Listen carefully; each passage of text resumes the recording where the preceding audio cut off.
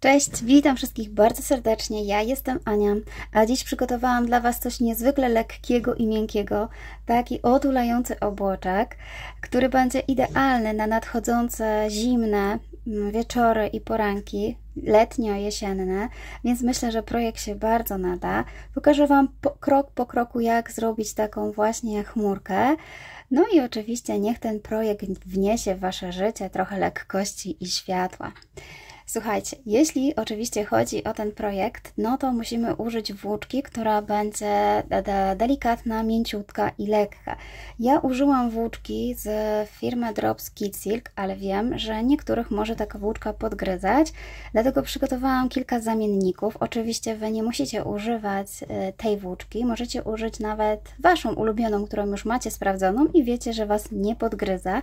Ja za chwilkę jeszcze powiem a propos podgryzania, co można zrobić.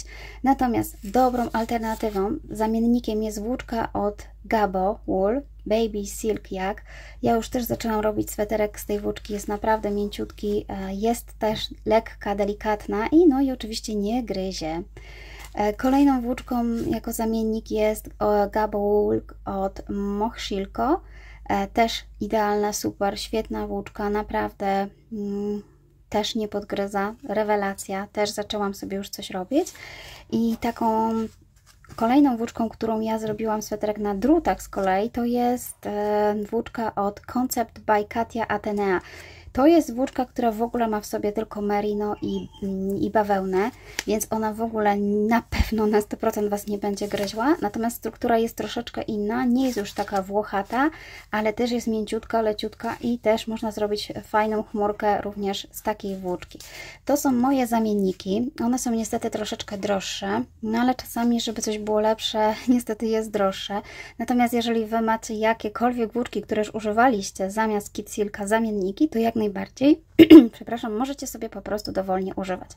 Wzór też oczywiście nie jest dedykowany tylko na taki sweter chmurkę, można używać dowolnych włóczek bawełnianych, bądź też innych, ale oczywiście ja chciałam Wam pokazać, jak będzie wyglądał efekt chmurki z użyciem właśnie takiej lekkiej, delikatnej włóczki.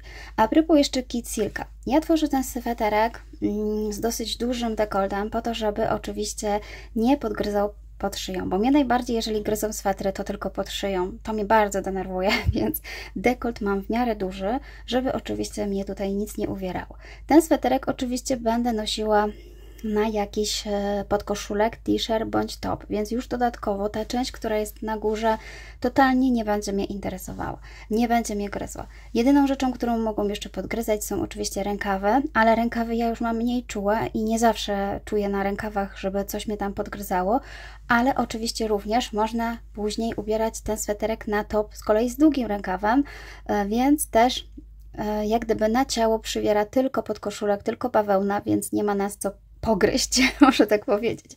Więc akurat Kid Silk był w promocji, więc sweterek nie wychodził drogo, dlatego zdecydowałam się zrobić taki sweter, na który po prostu, jeżeli ewentualnie będzie podgryzał, będę nosiła na wszelkiego rodzaju topy, nawet z długim rękawem. Chociaż ja już go wyprałam w delikatnym płynie piorącym, wypłukałam sobie nawet w płynie do płukania, on się w ogóle nie rozszerzył, bardzo fajnie tutaj wygląda, jest mięciutki i naprawdę nie jest już taki, jaki był na początku, który mogło mnie to podgryzać, natomiast już teraz po wypraniu jest o wiele lepszy. Dodatkowo ja zawsze biorę sobie taką rolkę z taśmą klejącą i zawsze przecieram te wszystkie pozostałości, które są tą rolką, nawet na lewej stronie, ponieważ ta lewa strona głównie właśnie nas podgryza, i ściągam te wszystkie wystające niteczki, które właśnie nas drażnią, bo głównie te niteczki, które właśnie wystają, one nas tam gdzieś drażnią, a jak czasami włos nas też gdzieś potrafi drażnić na plecach, który nam gdzieś tam został. Także to jest mój pomysł na ten sweter. Ja oczywiście nie zmuszam. Pamiętajcie, że Wy zawsze musicie zdecydować, czy taki Kid Silk będzie dla Was dobry, czy nie, czy już macie takie sweterki. Jeśli totalnie nie, to szukajcie po prostu zamienników. Dobrze, cały sweterek wykonuję szydełkiem 3,5 mm i uzyskuję właśnie taki efekt. Ściągacze wykonuję trochę mniejszym szydełkiem, 3 mm. Jeśli chodzi o konstrukcję, to jest bardzo prosta konstrukcja. Zobaczcie, jak pięknie wygląda ten wzór. Ja podobny wzór już wykorzystywałam do zrobienia sobie takiej tuniki, takie pareo letnie. Może ktoś już robił, dajcie znać w komentarzach, czy tak. Natomiast tu wprowadzam zmianę, wprowadzam taki właśnie fajnie biegnący ścieg zygzakowy, żeby nadał takiego charakteru temu sweterkowi, więc myślę, że warto zobaczyć, jak stworzyć taki wzór. Jeśli chodzi o konstrukcję, to robimy oczywiście osobno wszystko, z tym, że ja robię to, wrabiam każdy panel do kolejnego, czyli tak, najpierw zaczynam sobie od panelu tylnego, potem na panelu tylnym wrabiam sobie rękawy i robię sobie od razu panel przedni i potem na tych dwóch panelach oczywiście wrabiam też rękawy, żeby nie było zszywania, żadnego widocznego szwu. Lubię, jak wszystko jest w jednej ciągłości. Ale też oczywiście tłumaczę, że można zrobić też w inny sposób, jeśli ktoś ma trudność z robieniem tak jak ja. No i na samym końcu zszywam sweterek i robię ściągacze, które są zwykłym ściągaczem takimi reliefowych półsłupków nawijanych, więc to już jest taka, powiedzmy, prostsza rzecz, którą już wielokrotnie pokazywałam. No i wychodzi taki piękny sweterek, on jest naprawdę leciutki, mięciutki. Ja zużyłam w sumie 6 takich motków, ale motki, z tego co wiem, to mają, muszę się tutaj upewnić, 25 gramów, tak? Czyli to nie są 50-gramowe motki. Jeden motek ma 25 gramów, a ja zużyłam, słuchajcie, 6 motków, tak? Czyli ja mam sweterek 150 gramów, waży 150 gramów, więc jest naprawdę bardzo leciutki, mięciutki.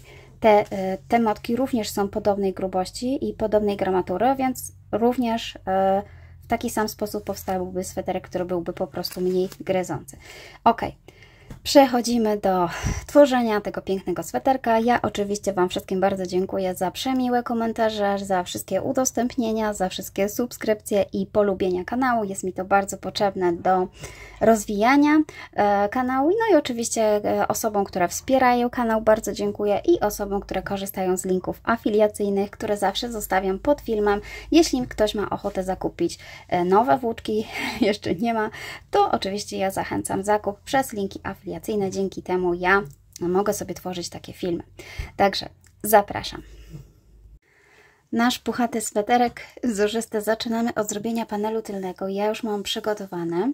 Panel tylny jest nam potrzebny, ponieważ na panelu tylnym będziemy robić panel przedni i też on posłuży do wymiarów, do ściągnięcia wymiarów, aby zrobić sobie odpowiedni wykrój na dekolt, żeby nas tutaj nic nie gryzło.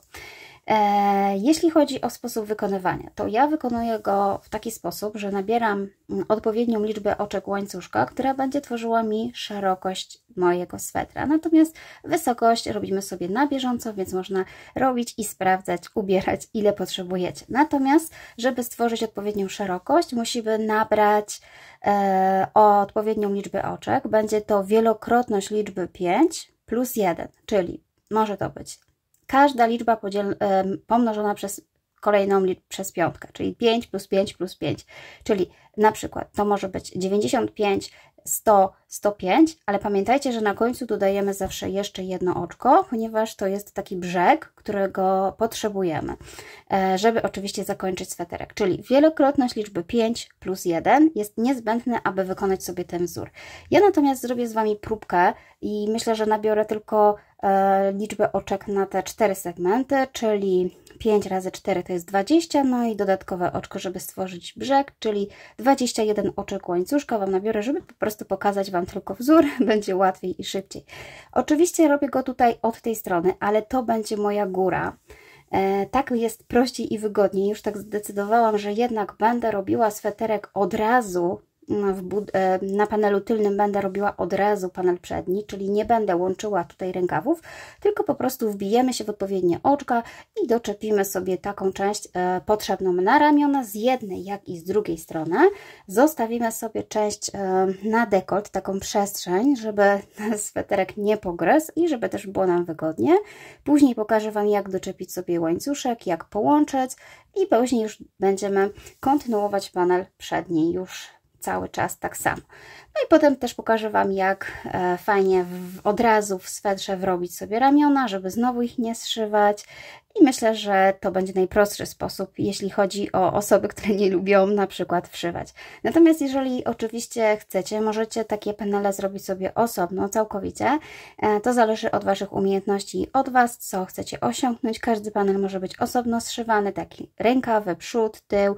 Trzeba tylko później zwracać uwagę na to, jak sobie zrobić inaczej wcięcie, ponieważ ja wcięcie będę robiła troszeczkę inaczej, ale tak naprawdę to od Was zależy, jak sobie to wcięcie zrobicie. To wcale nie jest takie proste. Później Wam powiem, na czym by polegała różnica, jeżeli robilibyście na przykład sweterek na takiej zasadzie, że robicie jednak od dołu, bo chcecie mieć od dołu tutaj ten ściągacz, a kończyć tutaj na górze.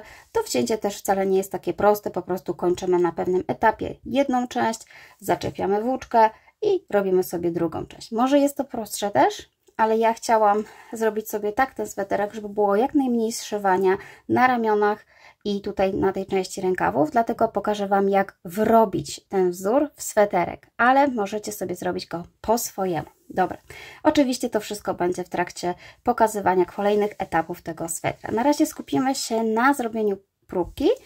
Jest ona niezbędna, żebyście wiedzieli, jak wyglądał wzór, żebyście sobie wybrali tę próbkę i sprawdzili, ile zajmuje centymetrów i dopiero dobrali odpowiednią liczbę oczek, ponieważ pamiętajcie, że wzór może się rozszerzać, może się zawężać, rozszerzać w zależności od tego, jakiej włóczki używacie, więc warto zrobić próbkę po wypraniu i potem dokonać sobie obliczeń.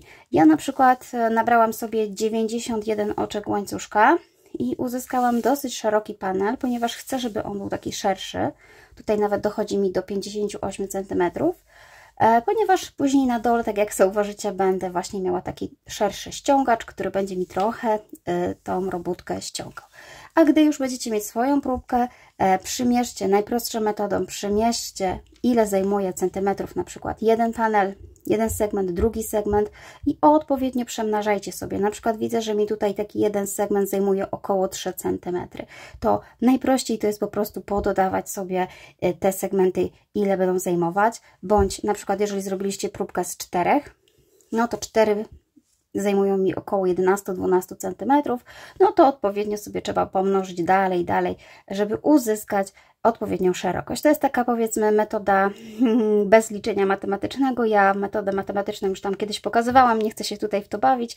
Pokazuję tylko najprostszą metodę, kiedy macie centymetr i na podstawie centymetra przykładacie i sobie mierzycie, co ile segmentów musicie rozszerzać, żeby odpowiednią szerokość uzyskać. Pamiętajcie, że też nie uzyskacie dokładnie właśnie co do centymetra, tak jakiej planujecie, ponieważ musicie wykonać segment, a ten segment zajmuje u mnie, powiedzmy, 3 cm, więc rozszerzanie polega na rozszerzaniu o kolejne 3 cm.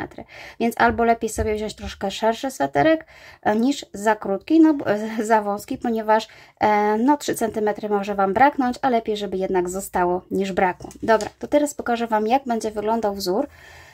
Wezmę sobie włóczkę trochę w innym kolorze, ale to jest dokładnie taka sama co tutaj, no i szydełko 3,5 mm. A jeśli chodzi o sam wzór, to on jest naprawdę bardzo prosty, pomimo że wygląda na taki skomplikowany, to tak naprawdę ciągle powtarzamy ten sam jeden rząd. Jest delikatna zmiana w drugim rzędzie, ponieważ tutaj widzimy taki relief i raz jest on wykonywany z przodu, a raz tutaj pobierany z tyłu. To jest jedyna różnica, natomiast sam ten wzór, przez to, że robimy tam i z powrotem, za każdym razem będziemy wykonywać tak samo i już Wam pokazuję właśnie, jak to będzie wyglądało. Czyli tak jak wspominałam, musimy nabrać wielokrotność liczby 5 plus 1, więc tak jak wspominałam, nabiorę 21 oczek łańcuszka, czyli mamy tak, raz, 2, 3, 4, 5. Staram się robić trochę większe, żeby się nie zacisnęły, ponieważ no, włóczka jest cieniutka. 6, 7, 8, 9, 10, 11, 12, 13, 14, 15, 16, 17, 18, 19, 20 i dodatkowe 21, tu jeszcze włos wszedł, muszę go zabrać, 21 oczek łańcuszka. Tak jak mówiłam, nie wliczałam wcześniej oczka brzegowiego, więc robię oczko brzegowe jako 22, ale ono nie jest wliczane do wzoru. Zaczynamy od drugiego oczka od łańcuszka. Jeśli Wam się uda, możecie pobierać tutaj tylną pętelkę zawsze pobieram tylną pętelkę od łańcuszka w taki sposób, żeby tu został cały łańcuszek. A jeśli Wam się nie uda, ponieważ może się okazać, że te oczka po prostu są słabo widoczne i się Wam rozpływają, że już podczas robienia pierwszego rzędu mogą Wam się tak przekręcić, że nie będzie widać tej tylnej pętelki, więc wcale nie jest powiedziane, że tutaj musimy akurat wybrać tą tylną pętelkę. Możemy po prostu zrobić narzut i wbić się jakby w środek tego oczka, nawet zahaczając tutaj o 2 pętelki albo o jedną, dowolnie, nawet tak jak Wam tutaj wyjdzie. Ja staram się wbijać tutaj w tę środkową pętelkę, może i też tak nie widać, ale jeśli Wam się to nie uda, nie szkodzi, ponieważ na końcu robię sobie jeszcze nie, to jest w zasadzie początek, więc tego też nie będzie aż tak widać. Ok, czyli zobaczcie, pobrałam sobie tą tylną pętelkę, przeciągam i robię pierwszy półsłupek z narzutem. No jest zwykły półsłupek z narzutem. To jest pierwszy rząd, który jest tak zwanym przygotowującym. I do końca tego rzędu cały czas staram się wybierać tylną pętelkę od łańcuszka i przerabiać półsłupki nawijane, czyli półsłupki z narzutem. I tutaj cały czas pomału, delikatnie. Niestety mam tu jakieś kołtony.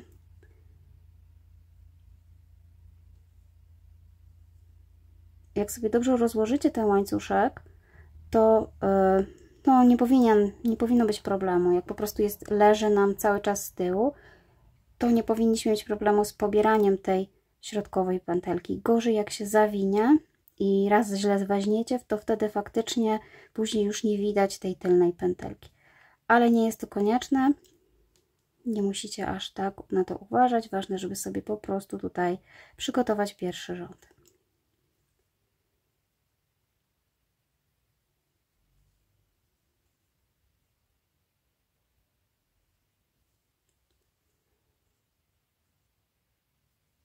I cały czas do końca półsłupki nawijane.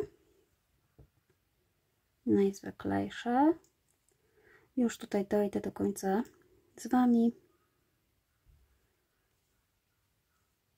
Dosłownie kilka.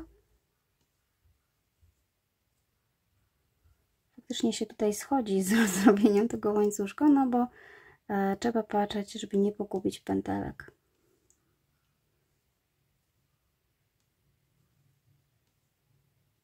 A później już będzie naprawdę bardzo prosto. O, już jestem na ostatniej. Mam nadzieję, że nic nie pogubiłam. Zaraz wyjdzie. Dobra, czyli robię oczko do góry i teraz odwracam robótkę. I od teraz zaczynamy sobie robić nasz ścieg, który będzie wyglądał w taki sposób, że będę używała bardzo często rozszerzonych półsłupków nawijanych. Kto mnie ogląda, to już wie, że chyba ostatnio oszalałam z tymi półsłupkami rozszerzonymi, ale po prostu mi się podobają, są fajniejsze, pełniejsze. Jeżeli chcecie, możecie używać słupków, ale mi się po prostu wersja z tymi rozszerzonymi półsłupkami bardziej podoba. Czyli robię narzut, wbijam się, słuchajcie, tutaj pomiędzy tymi półsłupkami, nie wyszukuję oczka, tylko tak naprawdę wbijam się pod 3 pętelki, bo zdaję sobie sprawę, że tu jest ciężko nawet doszukać się tego oczka. Przeciągam włóczkę przez 1 pętelkę, pobieram i przeciągam przez 3. To są właśnie te moje rozszerzone półsłupki nawijane. Można sobie tutaj zaznaczyć pierwsze oczko. Następnie pomijamy 2 pętelki. Zobaczcie, raz, 2, pomijam 2 pętelki i wbijam się dopiero w 3. przestrzeń, czyli tutaj. I też nie wbijam się w oczko, tylko wbijam się jak gdyby tutaj, zobaczcie, w tą całą przestrzeń. I tutaj wykonujemy sekwencję 4 rozszerzone półsłupki nawijane, czyli zobaczcie, raz i jeszcze raz w tym samym miejscu muszę zrobić 3 takie rozszerzone półsłupki nawijane. 3 i 4, czyli mamy 4. Teraz jeszcze raz tutaj robię 2 oczka łańcuszka i z powrotem jeszcze raz w tym samym miejscu robię 1 rozszerzony półsłupek nawijany. Ok? Teraz pomijam jedno oczko tutaj i dopiero w kolejnym robię rozszerzony półsłupek nawijany. po prostu jeden. Raz i dwa. I tak wygląda ta sekwencja. I znowu powtarzam ją tutaj, czyli tak, pomijam 2 oczka i będę wbijała się w trzeci, ale pod wszystkie pętelki, czyli jakby pomiędzy tymi półsłupkami. Narzut, tu się wbijam i przerabiam 4 rozszerzone półsłupki nawijane. 2, 3, 4, 2 oczka łańcuszka i jeszcze raz jeden rozszerzony półsłupek nawijany. I znowu pomijam jedno oczko łańcuszka i w drugim robię rozszerzony półsłupek nawijany. No i tak naprawdę mam jeszcze do zrobienia dwie takie sekwencje, czyli tu raz, dwa pomijam oczka, w trzecim robię tak jak wcześniej, czyli tu 4 rozszerzone półsłupki nawijane.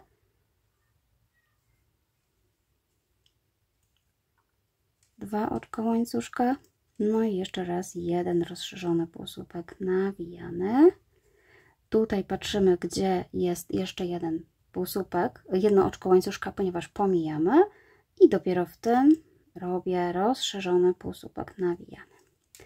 No jeśli dobrze wszystko mi wyszło, to tutaj tak znowu powinno mi zostać raz, 2, 3, 4, 5, jest 5, czyli znowu 2 pomijam, w trzecim robię moją sekwencję.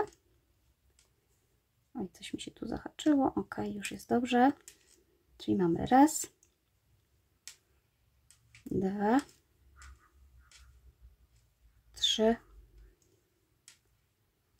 4, 2 oczka łańcuszka, no i jeszcze jeden. Jeden pomijam, no i tutaj co sobie zaznaczyłam, na końcu robimy właśnie ten rozszerzony półsłupek nawijany, tutaj też wbijam się pod te wszystkie 3 pętelki.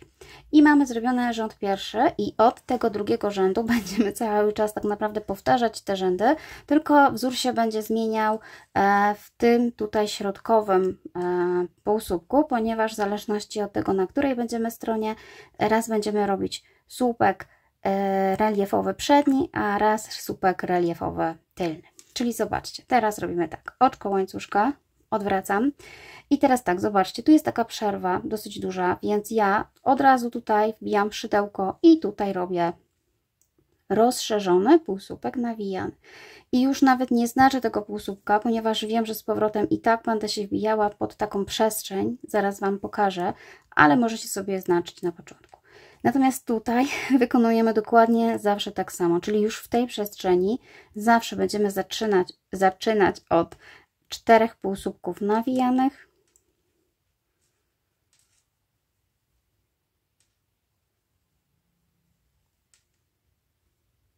O, znowu jeszcze raz tutaj 2 oczka łańcuszka i jeszcze raz w tym samym miejscu jeden rozszerzony półsłupek nawijany.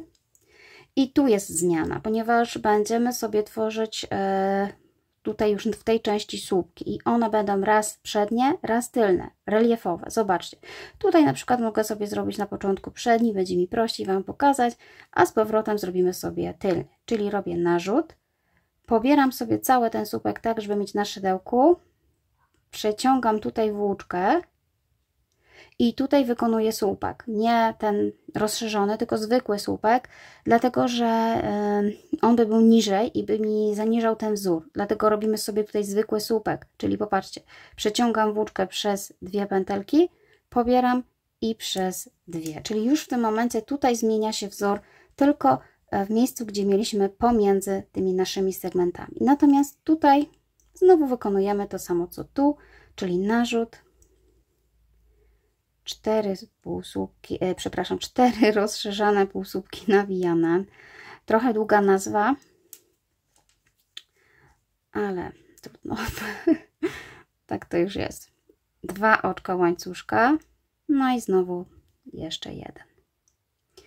I tutaj zobaczcie, mamy ten nasz stojący półsłupek, który wcześniej był rozszerzanym półsłupkiem, ale teraz robimy na nim słupek, czyli robię narzut, znowu pobieram go, przeciągam włóczkę i robię na 2 razy, czyli robię słupek. I tu mi zostało jeszcze dosłownie ta sekwencja. Jeszcze raz, 2, 3, 4, raz, 2, narzut i 1. I tutaj znowu robię reliefowy słupek przedni. I tutaj to samo co wcześniej. Już będę pomijała może te nazwy, a po prostu wykonam, tak żebyście widzieli. Wzór naprawdę będzie bardzo prosty. Prostszy niż ostatni sweterek, ponieważ te rzędy są tak naprawdę, przez to, że robimy tam i z powrotem, to ona się robi, zobaczcie, tak samo tą część, pomimo, że my wrócimy i widzimy tutaj z jednej strony, dlatego słupek, dlatego znowu zrobimy z 4 tam. Ok, i zobaczcie, tylko tutaj na początku i na końcu zawsze będę kończyła tym rozszerzonym półsłupkiem nawijanym i sprawdzam sobie tutaj tą przestrzeń, o, taką luźną przestrzeń, jestem trochę za wysoko, czyli jak gdyby nie poszukuję tutaj tych oczek, tylko wbijam się w tą przestrzeń i tutaj sobie przerabiam, tutaj rozszerzony półsłupek nawijany, ponieważ no, muszę mieć jakąś krawędź, która będzie fajnie wyglądała, a z reliefów ciężko zrobić taką krawędź, więc reliefy są w środku, a na początku i na końcu jest rozszerzony półsłupek nawijany. No i tym sposobem jeszcze raz robię oczko łańcuszka i powtarzam tą sekwencję, z tym, że tutaj zwracamy uwagę na to właśnie, jak wygląda nasz słupek. I teraz oczko łańcuszka, znowu rozszerzony półsłupek nawijany, znowu tutaj w tym miejscu, popatrzcie, tutaj pod tym wszystkim rozszerzony półsłupek nawijany, no i tutaj znowu ta sama sekwencja, czyli mamy raz, 2, 3, 4, 2 oczko łańcuszka i jeszcze tutaj 1. No i tu się właśnie zmienia, ponieważ widzimy tutaj taki łańcuszek, więc tu nie możemy zrobić przedniego reliefu, bo by nam to zaburzyło tam cały wzór, więc tutaj robię narzut i zobaczcie, pobieram w taki sposób, że tu widzę szydełko, a tu mam nabrany słupek i tu dopiero przekładam przez ten słupek i robię relief. A tutaj dalej sekwencja taka sama.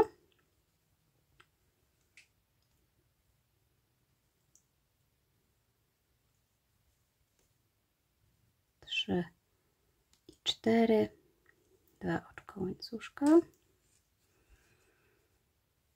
i tutaj 1, no i znowu doszłam do tego miejsca, gdzie robię narzut, wbijam się w taki sposób, tutaj sobie po prostu rozluźniam i przekładam pod spodem tą włóczkę, pobieram, przekładam przez 2, pobieram przez 2. Czyli widzicie, tutaj właśnie powstaje Wam takie ładne oczko łańcuszka, no i to tworzy nam z jednej strony właśnie wzór, kiedy widać te łańcuszki, a z drugiej strony, kiedy bardziej widać tą część taką uwypuklaną. No i tak jak powiedziałam, to wszystko zależy, co komu się podoba, każda strona jest piękna, wybierzcie swoją ulubioną, ta, która Wam się podoba i zadecydujcie, która strona będzie po prostu tą, którą będziecie widzieć na sobie. Ok, ja jeszcze tutaj zrobię dosłownie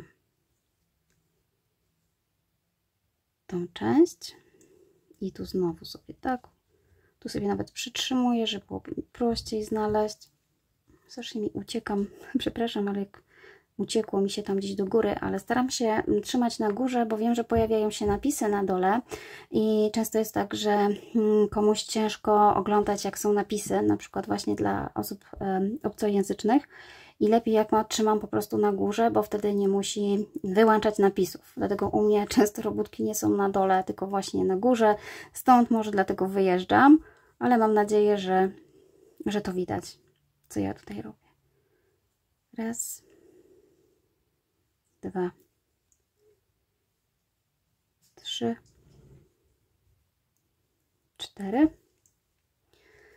I znowu raz, dwa i słupek.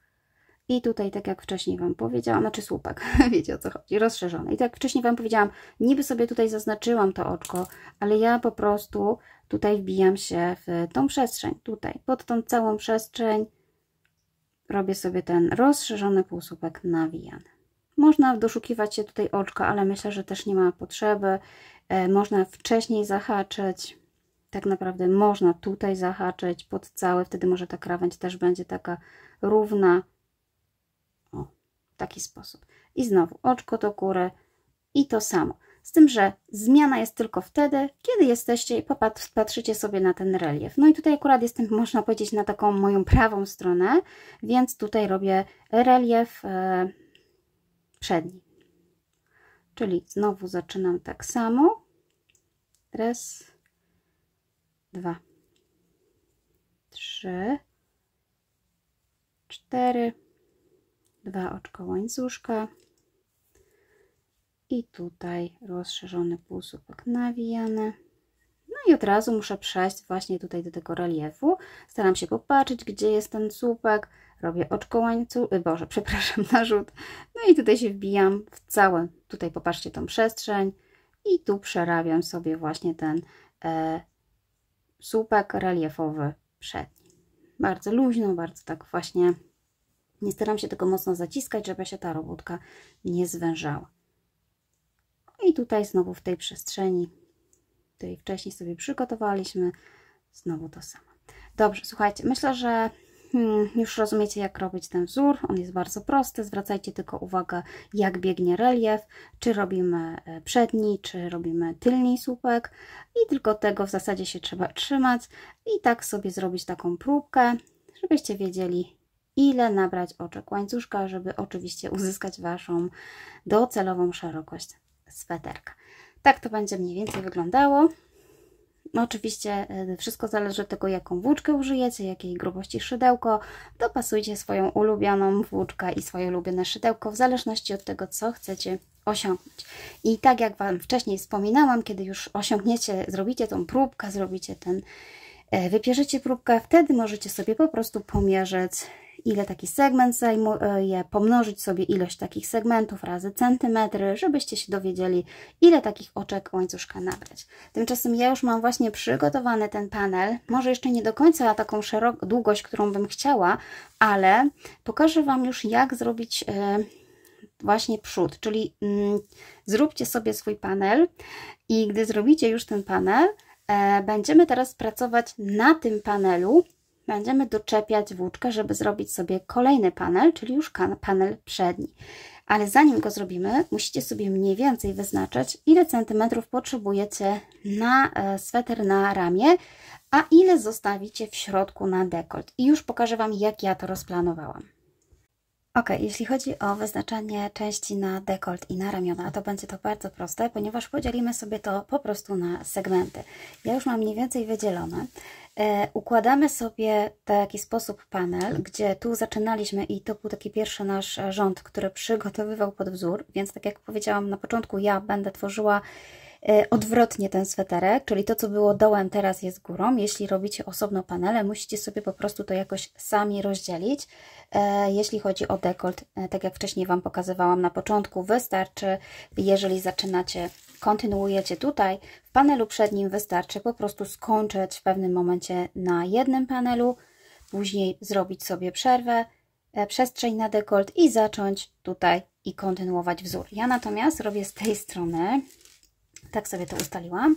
I teraz tak, bierzemy oczywiście centymetr, patrzymy, ile mamy takich segmentów. Ja akurat mam parzystą liczbę, ale jeśli macie nieparzystą, to nie szkodzi, po prostu nieparzysta liczba zostaje w środku, a na ramiona wyznaczamy po tyle samo rzędów. I tak naprawdę ja mam tutaj raz, dwa, trzy, cztery, 5 takich segmentów z tej strony i oczywiście również 5 segmentów z tej strony, co daje mi około 16 cm tutaj, około 26 cm w środku, no i adekwatnie tutaj tyle samo. Jeśli chodzi o ten dekolt tutaj, to ja będę go jeszcze obrębiała, więc może być większy, nawet lepiej jakby był większy, ponieważ ja tą Ten sweterek będę traktowała oczywiście jako taką narzutkę na coś, czyli na jakiś t-shirt, na jakiś top, więc wolę, żeby ten dekolt był szerszy, żeby mi nie dolegał do szyi, żeby w razie czego gdzieś tam jeszcze nie podgryzał, choć mam już przepraną tą pierwszą część tutaj i powiem Wam, że po wypraniu w delikatnym płynie do pukania naprawdę jest fajnie i myślę, że nie będzie, że mnie nie pogryzie.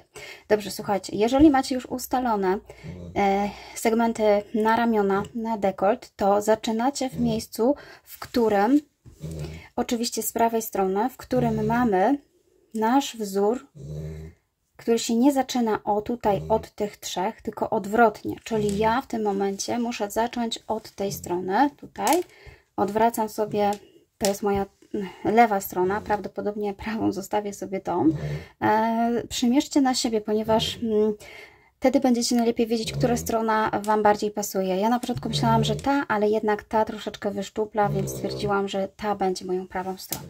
Teraz to jednak jeszcze nie ma znaczenia, czyli tak, dobieramy taką część tutaj, gdzie ta część czwórka jest z tej strony, a z tej strony tylko jest jeden półsłupek rozszerzany i dzięki temu będziemy mogli kontynuować wzór.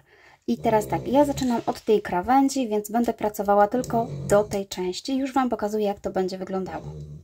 Ok, czyli jestem tutaj, ja tylko przybliżyłam kamerkę, żeby było lepiej widać. Robię sobie pętelkę podstawową i zaczepimy sobie, przepraszam, włóczkę właśnie tutaj w tym rogu, czyli przeciągam tą pętelkę. Wybieram pierwszą pętelkę tutaj, którą widzę, taką najbardziej wystającą, żeby to ładnie tutaj połączyć. Oj, pętelka mi się już zmniejszyła, więc jeszcze raz.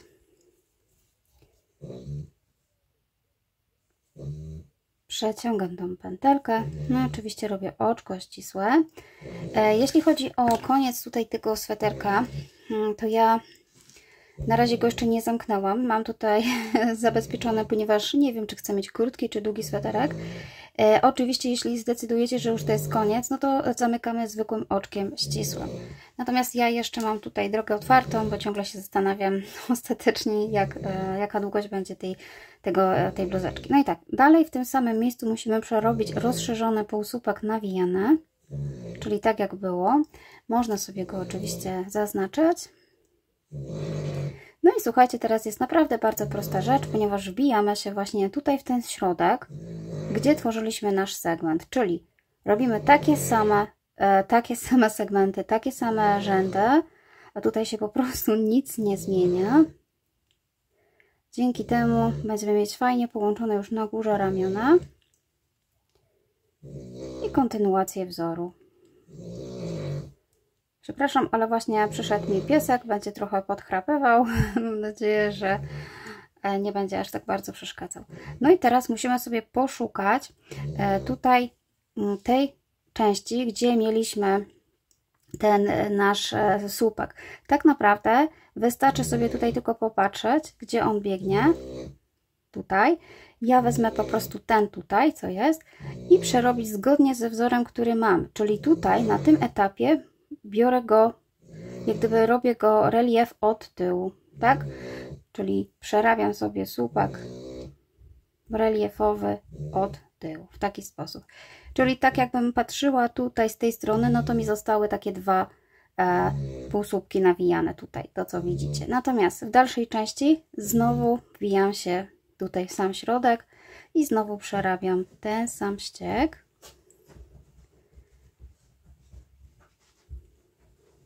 Dwa, trzy i oczywiście 4 i raz i 2 i ponownie tutaj raz, 2 zostawiam, no i wbijam się w ten tutaj trzeci i przerabiam jako słupek reliefowy od tyłu robiony.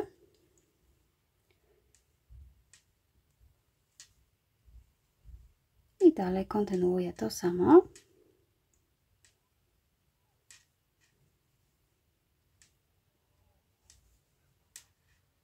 I tak jak wcześniej wspominałam, ja będę chciała sobie zrobić podkrój pod dekolt, więc na tym etapie ten rząd będziemy zawracać w momencie, kiedy dojdę tutaj do tego znacznika. Czyli zobaczcie, jeszcze ostatni segment tutaj przerobię z Wami.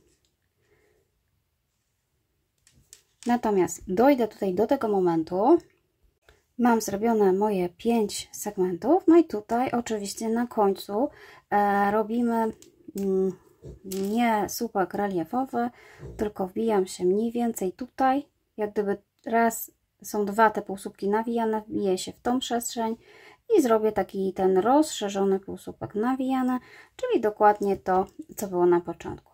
I teraz słuchajcie, kontynuujemy sobie tutaj robienie tej części tylko na ramiona na razie, więc ilość takich rzędów zależy od tego, jakie wcięcie chcecie mieć tutaj w swetrze. Więc ja tutaj zaczęłam sobie już właśnie kolejny rząd.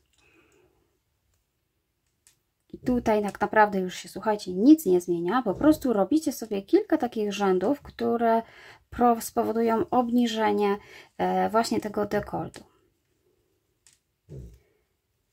I tutaj mam 4, czyli jeszcze raz, 2. I oczywiście sprawdzamy sobie, jak teraz wygląda tutaj ta część. Tutaj przerabiamy słupek reliefowy robiony od przodu. No i tutaj jeszcze ta część. To jest mój pomysł na połączenie tak naprawdę właśnie dwóch paneli razem ze sobą. Myślę, że to będzie fajnie wyglądać. Co prawda widać tutaj część takich półsłupków, która była, ale myślę, że to i tak ładnie wygląda. Oczywiście sami zdecydujcie, która wersja jest fajniejsza, bo można zrobić na dwa sposoby, tak jak Wam to wcześniej wspominałam. Po prostu wtedy łączenie będzie troszeczkę inne, jak zaczniecie robić tutaj górę, ponieważ mamy właśnie takie falowania. No więc to łączenie jakoś trzeba sobie po prostu zszyć, co wcale nie znaczy, że się nie da. Oczywiście, że się da. Tylko mi jest tutaj teraz w tym momencie tak wygodniej i tak sobie zaplanowałam. Dobrze, słuchajcie, ja tą część przerobię sobie, zdecyduję jeszcze na sobie, ubiorę na siebie, ile takich rzędów obniżę. Prawdopodobnie będą to 4 rzędy, myślę, że tyle mi wystarczy, czyli to jest mój drugi, trzeci i czwarty, przepraszam. I za chwilkę Wam powiem, jak to u mnie wygląda i co robimy dalej. Dobrze, skończyłam robić tą część. W sumie zrobiłam raz, 2, 3, 4 rzędy i 5. rząd to będzie rząd łączeniowy, więc kończę tutaj, w tym miejscu i nie odcinam włóczki, ponieważ tą włóczką będę kontynuowała wzór dalej. Natomiast musimy oczywiście dorobić sobie jeszcze tą część. Można by było odciąć włóczkę tutaj i zacząć z tej strony i później łączyć tu, ale ja już sprawdzałam, chcę, żeby wyszło mi półsłupki nawijane w takim samym miejscu co tutaj, zaraz Wam powiem, o co chodzi, więc tak naprawdę zostawiam tą włóczkę, natomiast nadbuduję sobie drugą część ramion. No i tutaj oczywiście tak samo musimy doczepić sobie włóczkę, tylko doczepiamy z tej strony, żeby była kontynuacja oczywiście wzoru, ponieważ tu zawracaliśmy. Więc jakbyśmy szli dalej, to musimy zacząć teraz od tej strony. Pamiętajcie, że mam tutaj, gdzie lewa strona, czyli te widoczne paski są od tej strony. No i oczywiście też doczepiam włóczkę. Tutaj w tym miejscu mniej więcej, gdzie widzę, gdzie jest, już się przybliżam, gdzie jest ten słupek, to były dwa półsłupki nawijane, więc gdzieś pomiędzy zahaczam szydełko i doczepię sobie włóczkę. Tutaj też oczywiście będzie to wszystko bardzo proste, bo musimy wykonać dokładnie to samo, co robiliśmy na tamtym ramieniu, czyli tutaj zaczynamy od rozszerzonego półsłupka nawijanego i znowu adekwatnie w tych miejscach robimy nasz segment, czyli dokładnie na przeciwlegle, żeby kontynuacja wzoru była. To jest właśnie tutaj ważne, żebyście sobie popatrzyli, jak biegnie wzór i zaczęli w takim miejscu, żeby właśnie były na przemian ten nasz wzór.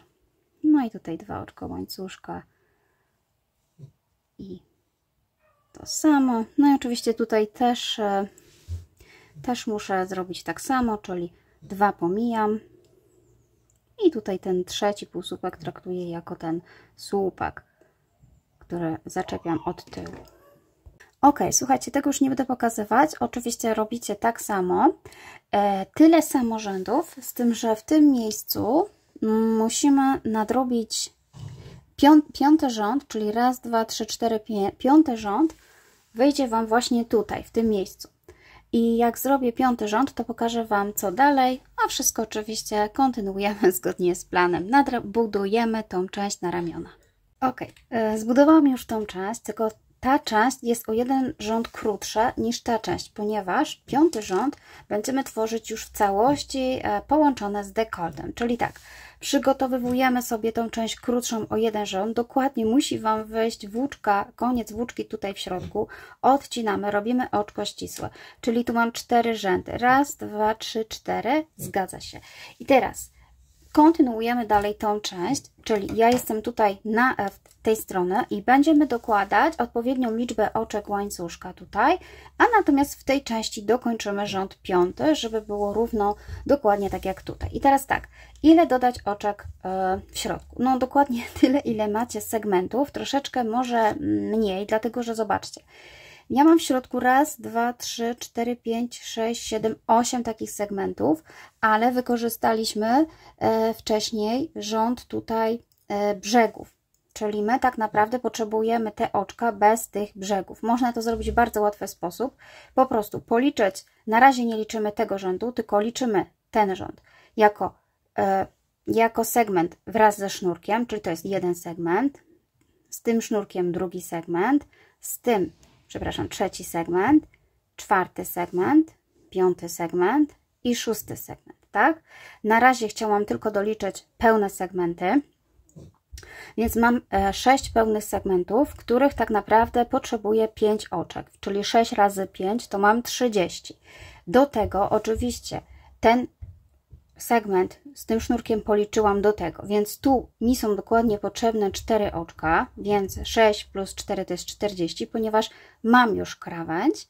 I oczywiście jeśli chodzi tutaj o tą część, no to oczywiście tutaj też potrzebuję 4 oczka, ponieważ tak naprawdę tworzę, przepraszam, tu potrzebuję 5 oczek, tak? Czyli muszę mieć na tą część, plus oczywiście w środku te 4, które potrzebujemy, czyli tutaj będzie 5, czyli 39. W zasadzie możecie zrobić tak, że policzyć sobie segmenty 1, 2, 3, 4, 5, 6, 7, 8, zrobić razy 5, to jest 40 minus 1 oczko, tym razem odejmujemy 1 oczko, nie dodajemy, ponieważ wynika to z tego, że mamy już krawędź. Ale słuchajcie, też się tym do końca nie przejmujcie, bo nawet jeżeli będziecie mieć o 1 oczko więcej, to zawsze można je po prostu w robótce pominąć, zgubić, ale myślę, że nie jest to jakieś takie bardzo ważne, da się to ukryć, no ale najlepszą metodą będzie pomnożyć razy 5 i tym razem odjąć 1 oczko, a nie dodać. I zobaczcie, w tym miejscu teraz będę dodawała moje oczko łańcuszka, czyli mam do dodania dokładnie 39 oczek łańcuszka. Oczywiście ja sobie zaznaczę tutaj dokładnie oczko, bo tutaj będziemy dokładać oczka i możemy się pogubić.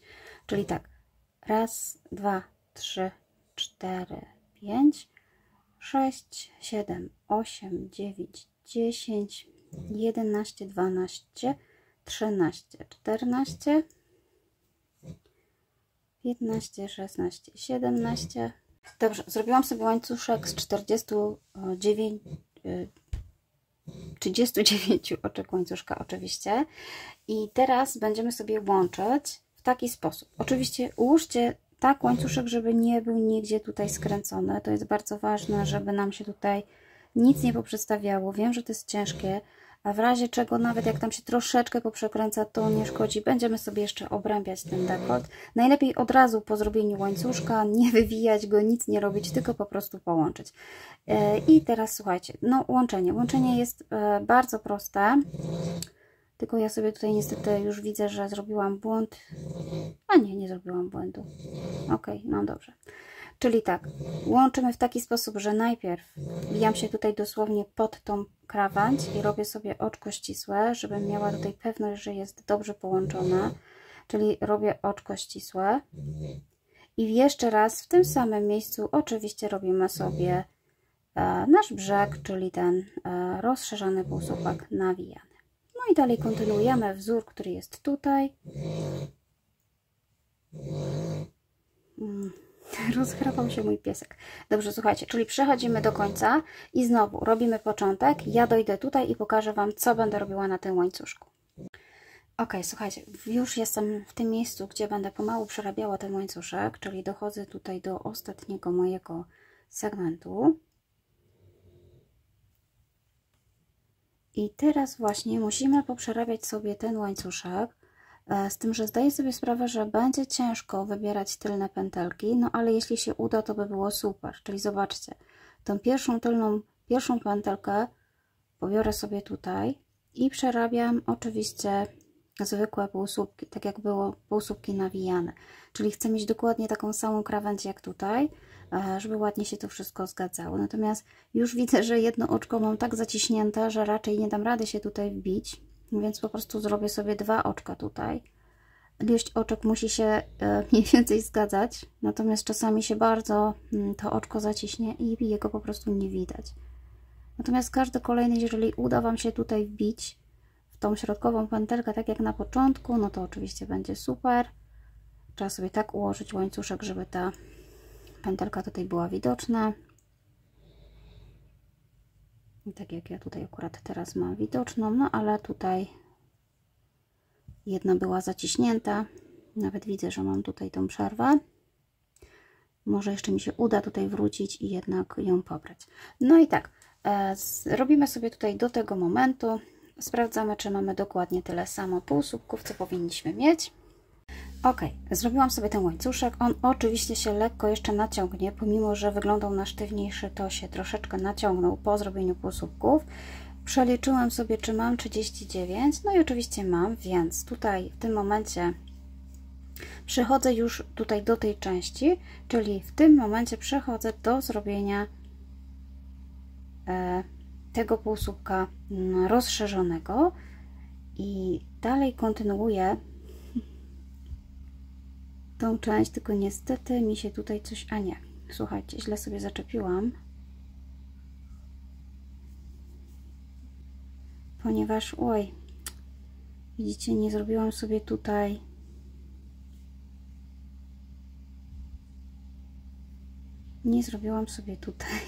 w tej części.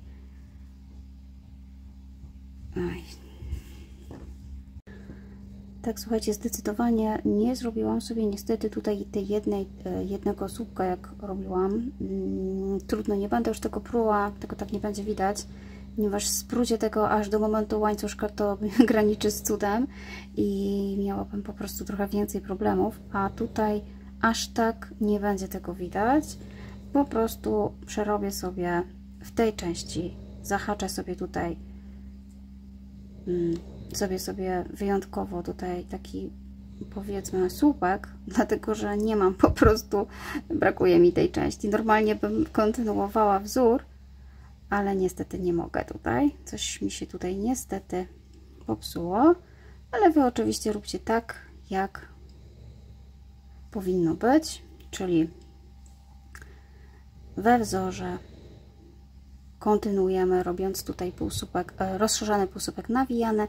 No a ja powinnam mieć tutaj taką właśnie tą przestrzeń, ale brakuje mi tej jednej tutaj przestrzeni, więc zrobię tutaj. Myślę, że aż tak tego nie będzie widać.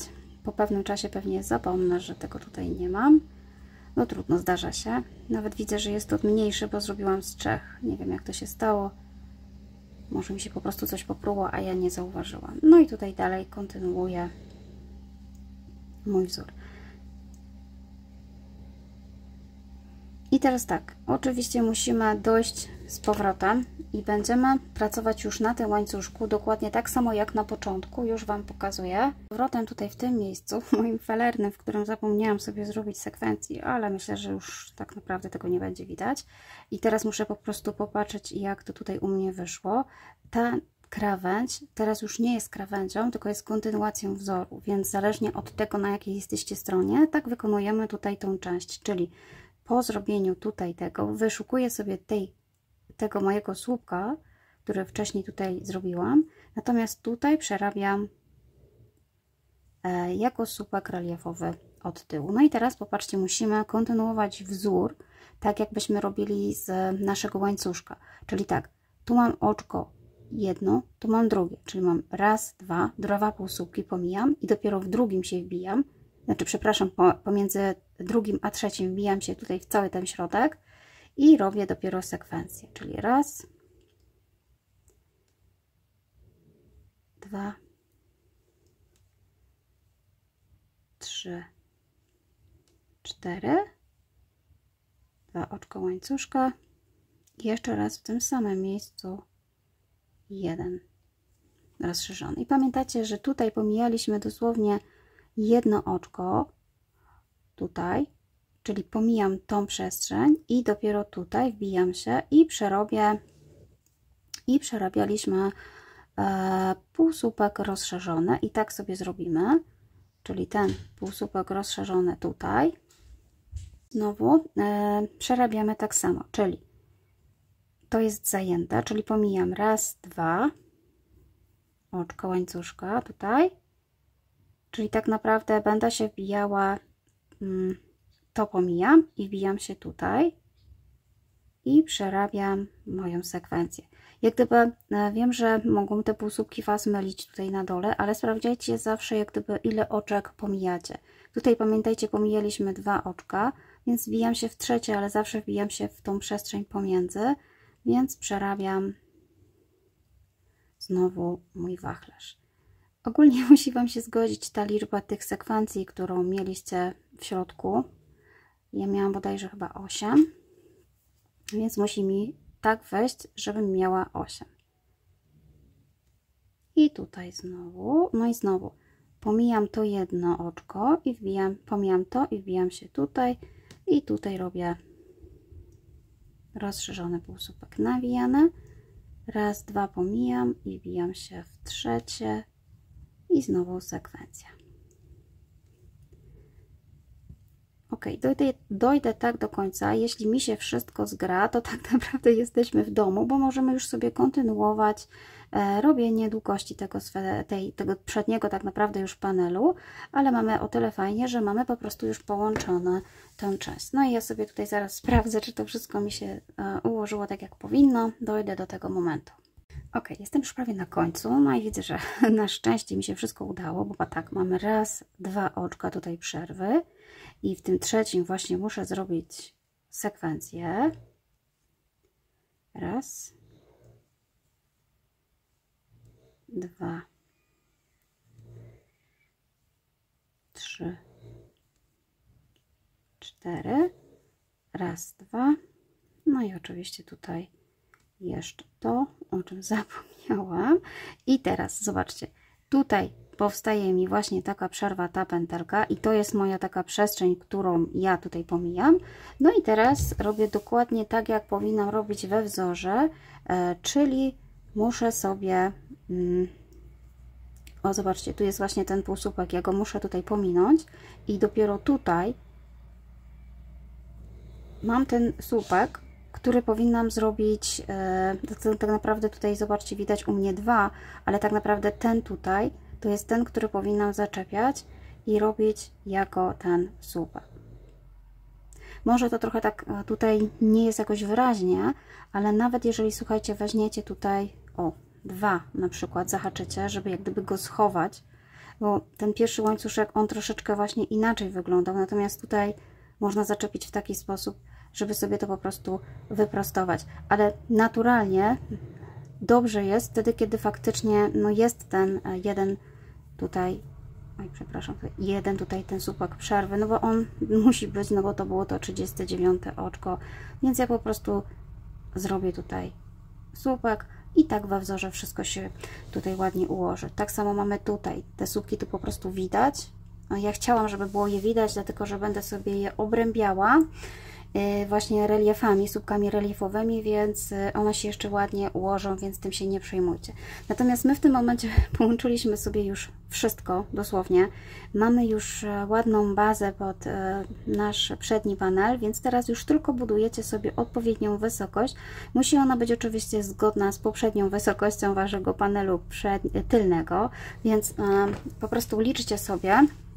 Tutaj jest taki wyznacznik, tu gdzie łączyliśmy, jego widać od tej lewej strony, od prawej może troszeczkę właśnie mniej widać, dlatego może na lewej sobie lepiej liczyć, sprawdzić ile zrobiliście rzędów na panelu tylnym. No i oczywiście odpowiednio tyle samo musicie zrobić wszystkich rzędów panelu przednim.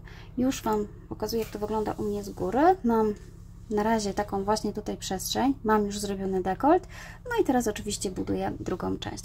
Jeżeli zdecydowaliście się, czyli to będzie mniej więcej u mnie tak wyglądać, jeżeli zdecydowaliście się, że budujecie osobno panele, czyli na przykład to był Wasz dół, a to była Wasza góra, to Wy oczywiście musicie panel przedni zrobić w taki sam sposób, tylko że robicie kawałek z jednej strony, kawałek z drugiej strony i odcinacie, nie ma tego łączenia. Po prostu musicie sobie później zszyć część na ramionach, no i też powstanie Wam właśnie wtedy taka dziura na dekolt.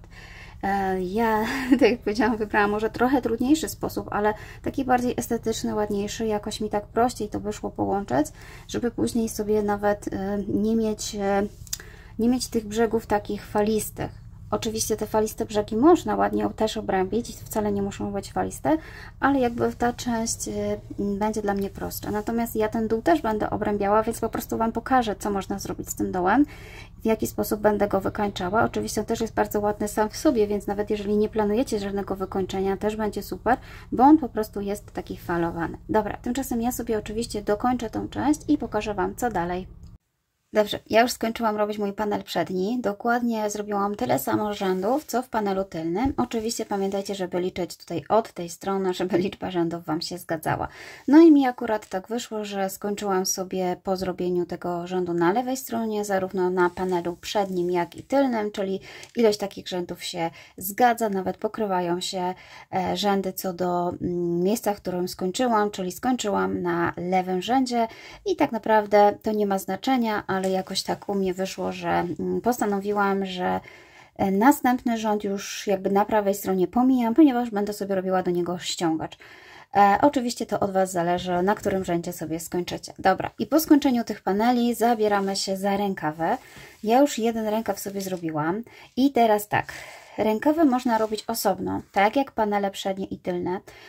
Przepraszam, tylny, bo przedni wrabialiśmy, czyli dokładnie tak samo, zacząć sobie od tutaj tej części. Natomiast ja preferuję wrobić jak gdyby ten rękaw już na tej części gotowej, którą mamy. Jest mi tak wygodniej, dlatego że od razu zaczepiam sobie tutaj w tej przestrzeni, którą mam.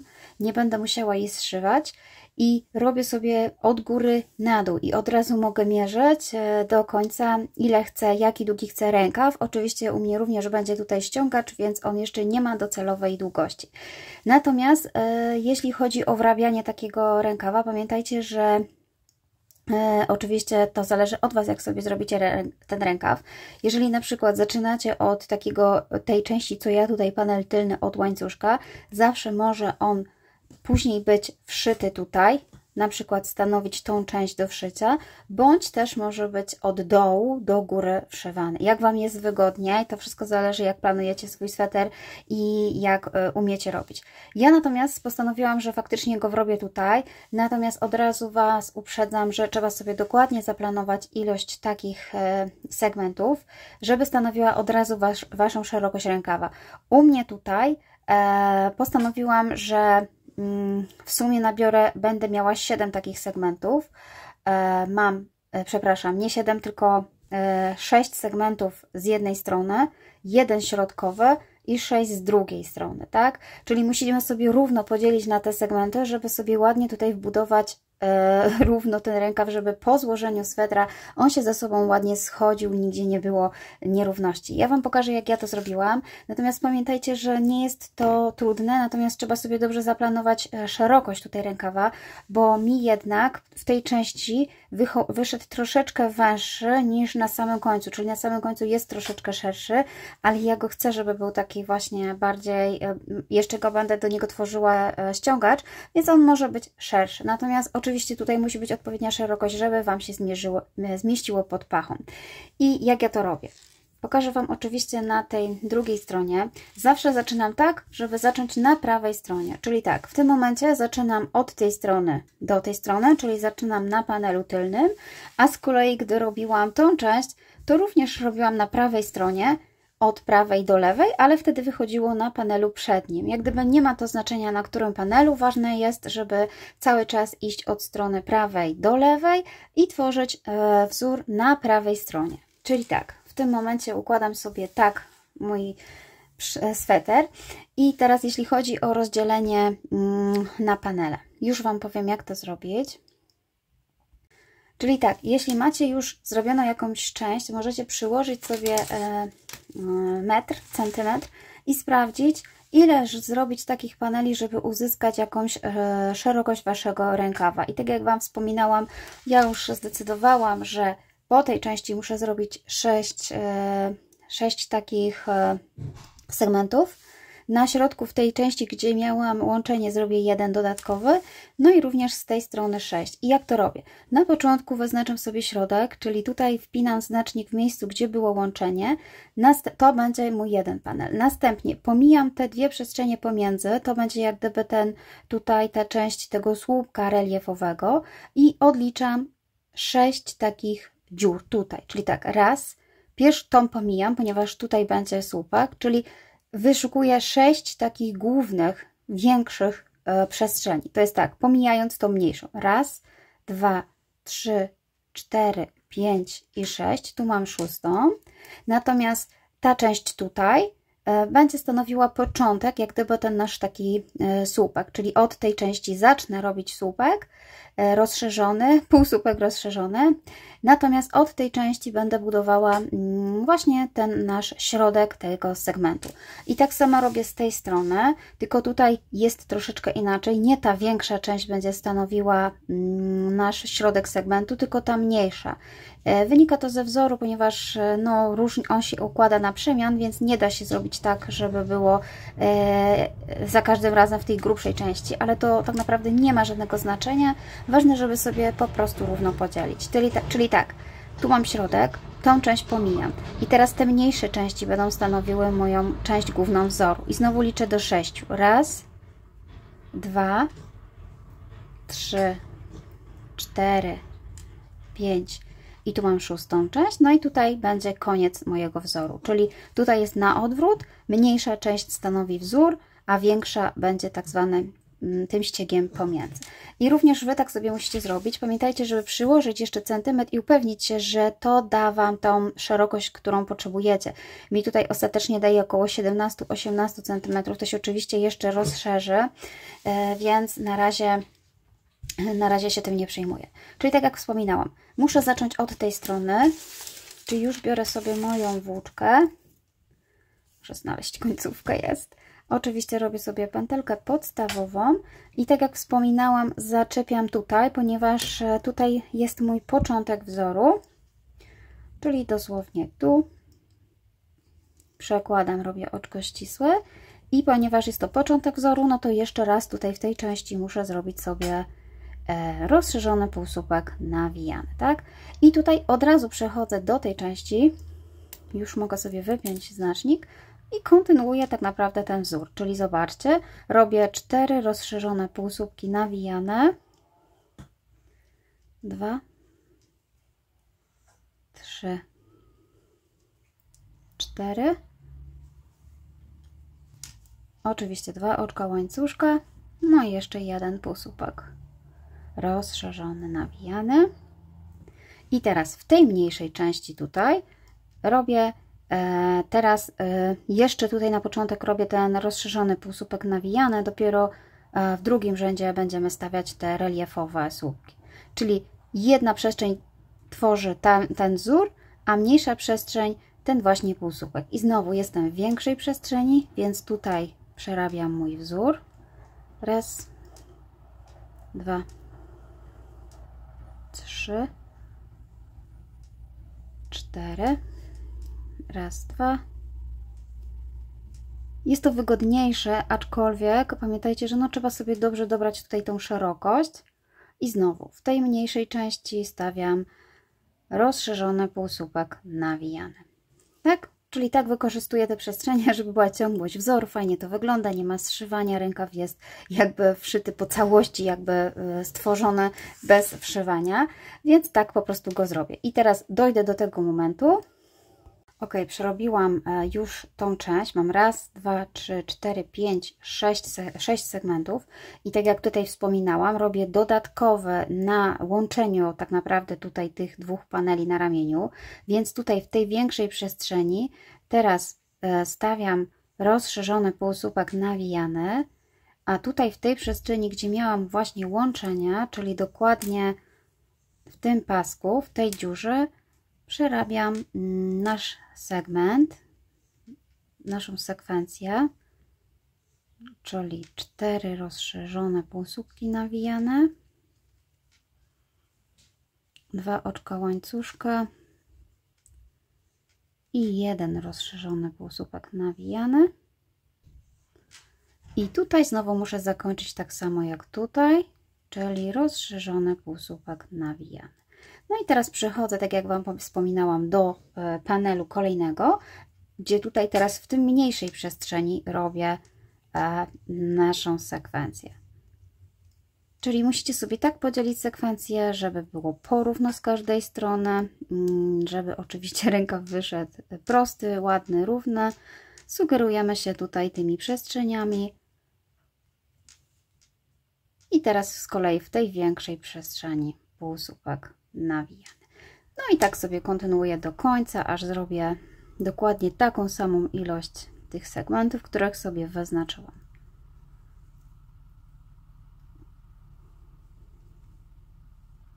Cztery, raz i dwa. I tutaj 1. No i w tej większej półsłupek. Dobra, czyli znowu dojdę do tego momentu i zobaczcie, jestem już tutaj na końcu. Tu jest ostatnia przestrzeń na mój segment, tak żeby było dokładnie tyle samo. Czyli raz, dwa, trzy, cztery, raz, dwa, no i jeszcze 1. I dokładnie tak samo w kolejnej już tutaj przestrzeni robimy sobie rozszerzony półsłupek nawijany. No i co? I teraz jest już prosto. Mamy zaczepiony ten pierwszy rząd i kontynuujemy dalej, patrząc, która strona jest prawa, która lewa, żeby odpowiednio dobrać sobie właśnie nasz ten słupak reliefowy. Czyli tak, tutaj mam dalej ten sam wzór. 4, raz, 2.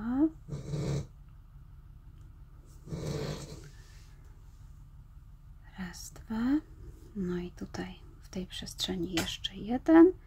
Teraz po prostu trzeba tutaj uważać, znaleźć sobie ten pojedynczy półsłupek rozszerzony, ponieważ jestem na lewej stronie, robię narzut i wbijam się tutaj od tyłu, żeby zrobić słupek reliefowy przerabiany od tyłu.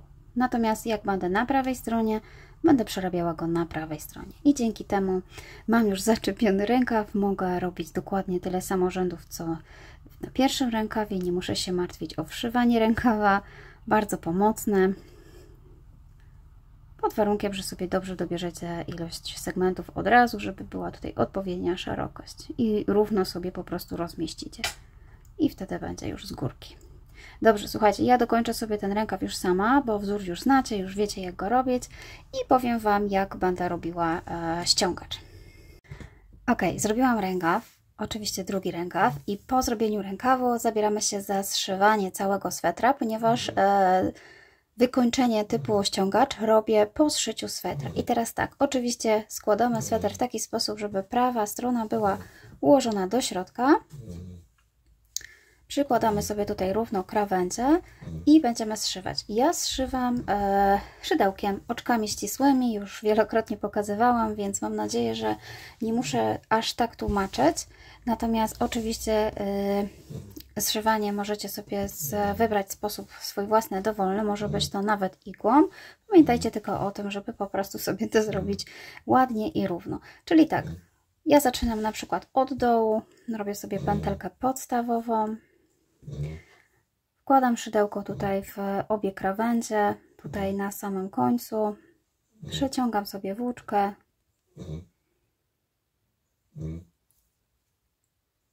i robię oczko ścisłe. I teraz po prostu, idąc po kolei, będę wbijała się w zarówno w krawędź z tej strony i z tej strony i robiła sobie oczka ścisłe, z tym, że na początku dobrze sobie jest złapać krawędź pod pachą, żeby nam się tutaj nic nie rozjechało i nawet w niektórych miejscach również złapać sobie w taki sposób, żeby po prostu wszystko ładnie, równo szło, żeby nie było krzywych, żadnych tu później krzywych krawędzi.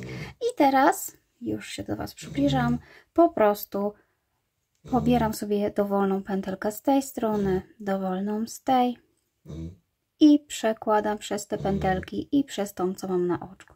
Można nawet bijać się, jak widzicie, że jest przestrzeń tutaj cała, pod tą przestrzeń, pod tą i również oczkami ścisłymi. I tak trzeba sobie w miarę ładnie, równo poszywać, patrzeć, czy mniej więcej wzór ładnie idzie, czy się zgadza. I ja tak zszywam sobie tutaj tą część, oczywiście tutaj tą część i dopiero zaczynam robić ściągacz. I zaraz Wam pokażę jak. Ok, mój sweter już jest zszyty, więc pozostało zrobić tylko ściągacze. Tak jak Wam wcześniej wspominałam, oczywiście ściągaczy nie musi być. Może to być taki fajny, lekki, luźny sweterek z takim fajnym zakończeniem, więc to wszystko zależy od Was, co Wam się podoba. No ale ja pokazuję też moją wersję, więc pokażę Wam ten ściągacz. To jest najzwykły, najprostszy ściągacz, robiony z półsłupków nawijanych reliefowych, czyli nie słupków, tylko półsłupków. Dzięki temu on jest taki gęstszy.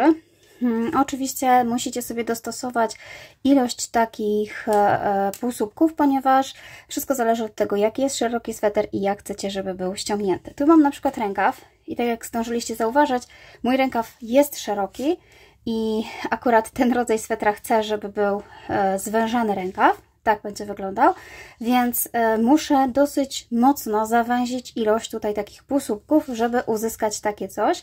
Natomiast jeśli chodzi oczywiście o dolny ściągacz, tak samo będę go robiła tak jak tutaj, tylko że też zależy od tego, jaka jest szerokość swetra i ile pominąć takich półsłupków, przepraszam, nie pominąć, tylko zawęzić takich półsłupków na dole. Ja mam dół bardzo szeroki, więc będę też musiała go zawęzić. Natomiast jeśli chodzi o górę, oczywiście również, przepraszam, na górze może być taki ściągacz, jak najbardziej.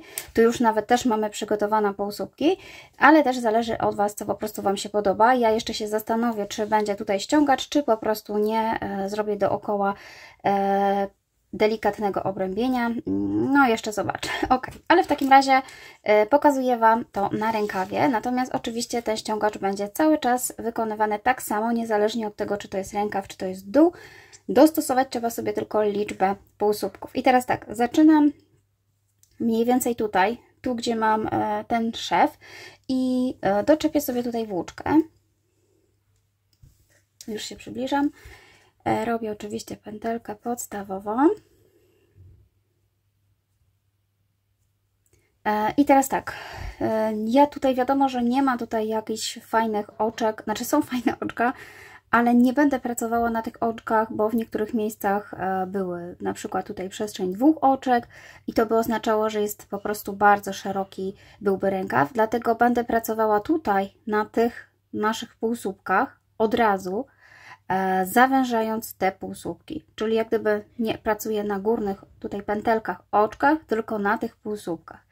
I dzięki temu, że od razu pracuję na półsłupkach, mogę sobie po prostu od razu zrobić już mój ściągacz. I teraz tak, zobaczcie, doczepiam sobie mniej więcej tutaj, wbijam się w jakiś środkowy punkt, żeby doczepić sobie tą włóczkę i robię oczko ścisłe. I teraz tak, jak popatrzycie sobie na to, ile tutaj macie tych półsłupków, to w środku były 4, tu był 1/5, no i oczywiście krawędź 6. Czyli ja, żeby zawęzić, będę brała po 2 półsłupki. Raz, tutaj 2 i 3. Czyli z takich 6 zrobił mi się 3. Dzięki temu zawęzi mi się krawędź prawie o połowę. I robię to w taki sposób, że robię narzut i od razu pobieram te 2 półsłupki. Oczywiście wykonuję, przepraszam, coś mi tutaj się skrzywiło. Jeszcze mi tu osa lata. Wykonuję tak zwane te reliefowe półsłupki nawijane, czyli robię narzut, od razu wbijam się w te 2, czyli jak gdyby pobieram, zobaczcie, 2 półsłupki, tu są 2.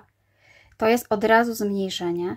Przeciągam włóczkę tutaj w taki sposób, żeby oczywiście przeciągnąć pod tymi 2. I nie robię słupków, tylko półsłupki, więc nabieram i od razu przeciągam przez te 2 półsłupki. Można sobie zaznaczyć na początku jeszcze tą krawędź, ale ja będę robiła w okrążeniach, bez łączenia, wtedy to ładnie wygląda. Później Wam pokażę, jak to po prostu przejście wygląda. No i teraz tak, miałam relief zrobiony z przodu, więc teraz muszę go zrobić od tyłu, czyli robię narzut i znowu pobieram od tej strony 2 półsłupki, oczywiście te takie rozszerzone, przeciągam, no i robię półsłupek nawijany. Tutaj z kolei przybliżam do siebie te krawędzie i przerabiam razem, czyli zarówno tą i tą też przerobię sobie razem. I teraz jest półsłupek reliefowy przedni, no więc muszę zrobić przedni. Czyli tak, oczywiście zachowujemy raz przedni, raz tylni, raz przedni, zachowujemy wzór, tak? Natomiast oczywiście, tak jak wcześniej wspominałam, ja mocno zawężam, więc muszę po prostu pobierać 2 takie półsłupki cały czas, w każdym okrążeniu. Znaczy do końca okrążenia, tak? Czyli pilnuję tego, żeby zawsze pobrać 2. Teraz akurat mi wychodzi, że tą część muszę zrobić tutaj od tyłu, więc aż tak tutaj się muszę wbić i przez to wszystko przełożyć. Wiem, że te pierwszy rząd może być taki trochę trudny, ale później to się wszystko ładnie ułoży. I tu znowu 2 i pobieram. I tutaj też muszę pobrać 2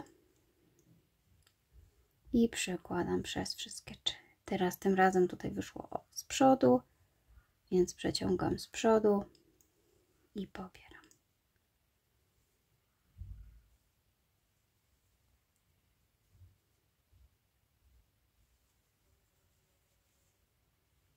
Pobieram.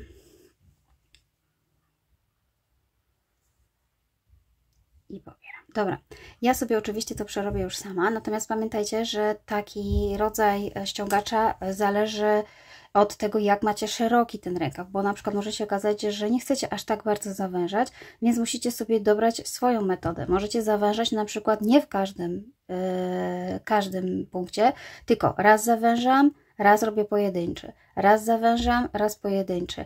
Wszystko zależy od tego, co chcecie osiągnąć. Niestety metodą prób i błędów trzeba sobie to przerobić, pewnie pierwsze okrążenie bądź kilka, żeby sprawdzić, jak to wygląda. Wiem, że włóczka się ciężko pruje, ale ja też tak musiałam zrobić, żeby zobaczyć, jak bardzo mi się zawęzi rękaw i akurat w tym przypadku potrzebowałam w każdym zawęzić, żeby po prostu dojść do tego rękawa, który będzie w miarę fajnie właśnie, nie będzie za szeroki. Natomiast oczywiście jeśli chodzi o dolną część, no to będę musiała zastosować inną technikę, bo na pewno nie chcę zawężać dwukrotnie, bo wtedy by mi się nie zmieścił brzuch. Ok, słuchajcie, zrobię to okrążenie i powiem, co dalej. Dobra, słuchajcie, jestem już prawie na końcu, z tym, że na końcu oczywiście dopasowujemy sobie ilość takich półsłupków pod wzór. Pamiętacie, że ja zaczynałam od zmniejszenia i moim pierwszym takim zmniejszeniem był relief robiony od przodu, czyli muszę zakończyć robiony od tyłu. Natomiast w tym momencie, jak zebrałam tutaj 2, mam od tyłu, czyli tak naprawdę nie mogę zabrać tych 2, bo bym zrobiła od przodu i bym miała 2 razy z przodu, więc ostatnią część dopasowywuję sobie tak, jak mi pasuje wzór. No i oczywiście też do pierwszego rękawa wyszło mi, że mam 40 takich reliefów, 40, w sumie 20 z przodu, 20 z tyłu. Może się okazać, że ta para właśnie jest tutaj nieparzysta, dlatego na końcu dostosowujemy tak, jak jest. Czyli tak, zobaczcie, to było zmniejszenie robione relief od tyłu, więc teraz nie robię zmniejszenia, tylko ten jeden, co mi pozostał, robię sobie z przodu. To jest jako mój 39.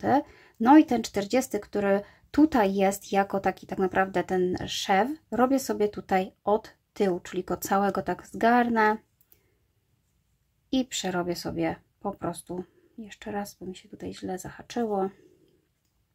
Czyli tutaj przełożę i to będzie mój taki pierwszy od tyłu. No i teraz zobaczcie, ja nie będę łączyła okrążenia, bo nie jest to potrzebne. Można, jeśli się robi z półsłupków nawijanych, to można robić dookoła, wcale nie trzeba łączyć, bo wtedy fajnie to wygląda. Z tym, że przerabiamy teraz kolejny rząd po prostu jakby cały czas, tak samo, z tym, że tutaj musimy troszeczkę rozszerzyć sobie tą część, bo ona może być tutaj mniej widoczna i wybrać, zobaczcie tą część tutaj.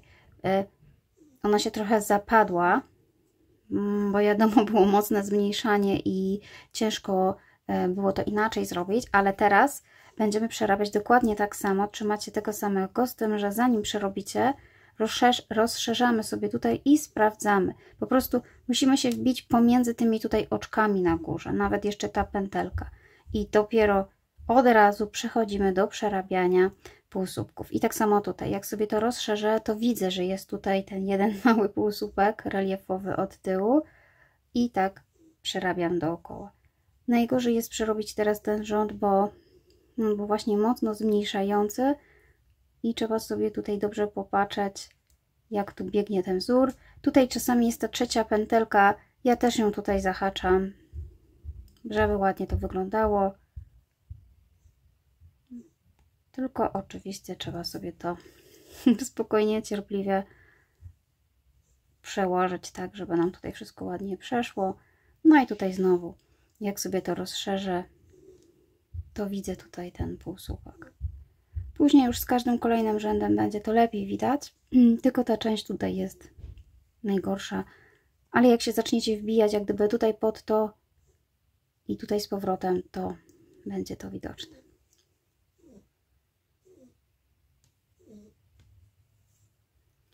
I tak robię dookoła. Już teraz nic nie zmieniam. Mam docelową liczbę półsłupków nawijanych reliefowych. Mam 40, więc muszę po prostu przerobić dookoła.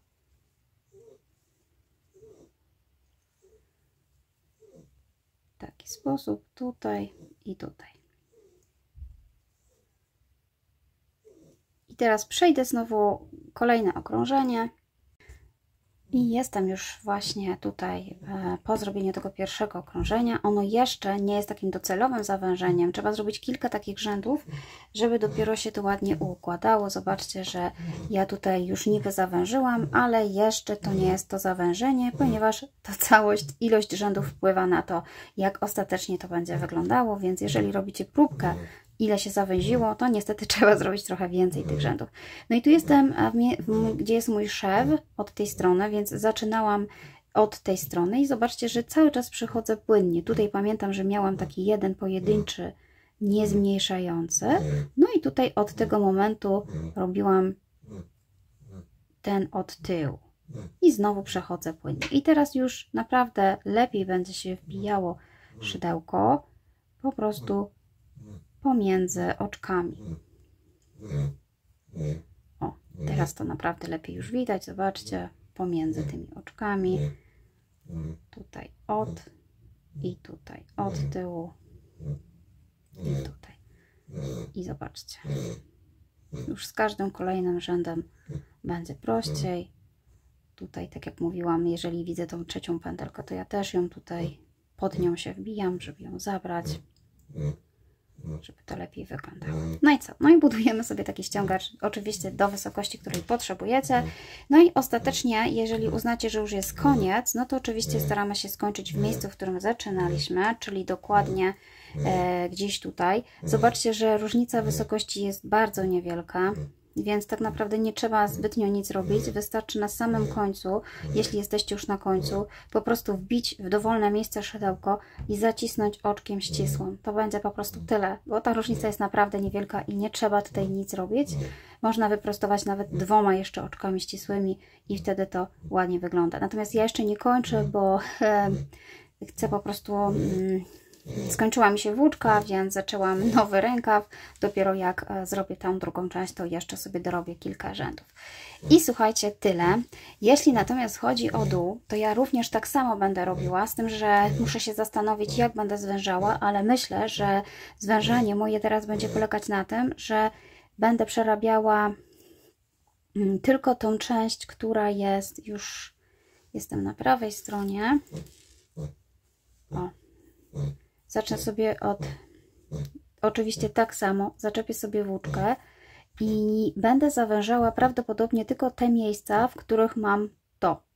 Czyli przed tym będę zwężała w jednym miejscu, tutaj, później przerobię raz, dwa, trzy, cztery oczka i zawężę. I znowu przerobię raz, dwa, trzy, cztery oczka i zawężę. I znowu raz, dwa, trzy, cztery osobno i zawężę. Czyli 4 przerabiam, 5., 6. zawężam. Taką technikę sobie sprawdzę. Jeżeli się sprawdzi, to Wam powiem. Myślę, że nie muszę zbytnio aż tak zawężać, bo to nie ma być takie bardzo ściśnięte. Więc tutaj, tak jak Wam wspominałam, po prostu każde oczko przerabiam relief osobno, a dopiero 5. i 6. zawęża. I taka technika jest dowolna, można sobie zawężyć, na przykład 3 przerobić, 4. i 5. zawężać. Nie wiem, 2 przerobić, 3. i 4. zawężać. To niestety trzeba sobie to dostosować, ale gdy nie macie zbytnio szerokiej bluzeczki i wręcz nawet macie wąską, to lepiej nie zawężać w ogóle, czyli przerabiać sobie tylko te półsłupki, które tutaj widzicie, bo i tak one się troszeczkę zawężą, bo w niektórych miejscach były luźne oczka łańcuszka, więc i tak się trochę zawężą. Natomiast gdy macie szeroką, to właśnie spróbować na przykład tak jak ja i wtedy gdzieś tam się po prostu jeszcze ładnie zbierze. Pamiętajcie też, że ten ściągacz ogólnie ściągnie robótkę, nawet jeżeli nie będzie zawężenia, musi ściągnąć, bo jest inaczej wykonywany. I dodatkowo ja też używam szydełka 3 mm. Może nie powiedziałam na początku, mam nadzieję, że zanim robicie, to oglądacie, bo tak można sobie też zawęzić właśnie ściągacz, robiąc mniejszym szydełkiem. Dodatkowo zmniejszamy po prostu szerokość tego ściągacza. Dobra, słuchajcie, ja się już skupię na robieniu swoich ściągaczy. Już powiedziałam Wam technikę, jaką będę stosowała i myślę, że pokażę Wam już po prostu końcówkę, jak to wygląda i też pokażę Wam, co ostatecznie zdecydowałam zrobić sobie tutaj na górze. To będzie zależało od tego, ile mi zostało włóczki, ale chyba nie będę robiła takich masywnych ściągaczy. Myślę, że po prostu w miejscu, gdzie na przykład jestem gdzieś tutaj z tyłu, doczepię sobie włóczkę i będę robiła sobie tak zwane oczka ścisłe z narzutem, ale myślę, że powiem to na końcu. Dobra, no to ściągacze. Ok, słuchajcie, skończyłam zarówno rękawy, ściągacz na rękawach, jak i ściągacz dolny i zrobiłam dokładnie tak, jak Wam opisywałam, czyli bodajże chyba 4 były półsłupki zrobione zwykle, i 5. i 6. robione razem. No i ja uzyskałam odpowiednią szerokość, lekko zawężone, teraz jest idealnie, więc tak zostawiłam. Jeśli chodzi teraz jeszcze o dekolt, to ponieważ zrobiłam dosyć duże tutaj ściągacz, dosyć duży, a sweterek ma być krótki, nie chcę go jeszcze tak za bardzo dociążać tutaj tym masywnym ściągaczem, więc stwierdziłam, że ja sobie po prostu tylko obrębię delikatnie dookoła, żeby wyrównać te brzegi, więc u mnie to będzie naprawdę delikatnie obrębienie, ale pamiętajcie, że ten dekolt można wykończyć dokładnie tak samo jak tutaj. Można skorzystać z tych półsłupków, które tutaj są, a jeżeli robiliście odwrotną metodą, czyli mieliście właśnie na górze, macie takie fale, no to wtedy robicie dokładnie tak samo jak tutaj ja robiłam. Czyli zamieniamy, tak? Tutaj mamy półsłupki gotowe, więc robimy na półsłupkach, a tam, gdzie nie były gotowe, no to wybieraliśmy sobie w taki sposób, jak pokazywałam. Natomiast ja mam jeszcze tutaj taką krawędź w miarę równą, więc można by ją tak zostawić, ale postanowiłam, że delikatnie po prostu wbijam się w tą przestrzeń tu gdzieś na górze, z tyłu i po prostu obrębię dookoła, żeby to jeszcze jakoś tak ładnie wyglądało i to zawęzić, ale żeby nie było zbyt masywne. I robię to w taki sposób, że oczywiście znowu doczepiam sobie tutaj włóczkę, czyli zrobiłam sobie pętelkę i tą pętelkę przeciągnę tutaj i zrobię sobie oczko ścisłe. Natomiast teraz po prostu będę robiła tutaj, gdzie nie mam tych oczek, gdzie nie mam pętelek, znaczy mam pętelki, ale nie mam półsłupków, po prostu na tej przestrzeni wbijam się pod całą przestrzeń i przerabiam sobie półsłupki nawijane. Nawet jeżeli tu jest szerzej, to przerobię sobie 2 półsłupki, później przechodzę w następną przestrzeń, 1, tu gdzie jest szeroko, jeszcze raz. Jak gdyby wbijam się całkowicie tutaj pod spód, nie wybieram oczek, bo tu by było ciężko wybrać jakiekolwiek oczka. Na wyczucie wbijam się tutaj w dowolne miejsca i przerabiam po prostu tak, żeby ładnie sobie to zaokrąglić. Tutaj mam jeszcze włóczkę, którą kiedyś tutaj doczepiałam, którą doczepiałam do zrobienia rękawa, więc ją sobie tutaj po prostu schowam pod spód, wrobię po prostu tutaj w ten wzór, tak żeby nie było tego wszystkiego widać. Natomiast z chwilą, kiedy przechodzę na półsłupki, oczywiście będę przerabiała pomiędzy półsłupkami. Tutaj sobie układam tą włóczkę, żeby ją wrobić. I zobaczcie, pomiędzy tymi półsłupkami w całą tą przestrzeń wbijam się i przerabiam sobie oczka z narzutem.